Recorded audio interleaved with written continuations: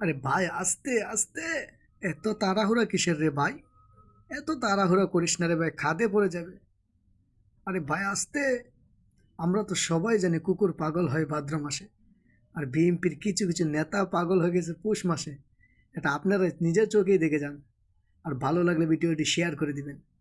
আমাকে যদি ফাঁকি দেন, এটা ফাঁকি দিবেন আল্লাহকে, আর আল্লাহকে যদি ফাঁকি দেন, এইটা বিএনপির উপরে নেত্রী অসুস্থ, এই গজব আপনাদের উপরে পড়বে। এটা একটা ধানের শীষ, এটি একটা পবিত্র আমানত। আজকে এখানে ঢাকাস্থ যারা আছেন, আপনারা আজকে ওয়াদা করতে হবে যে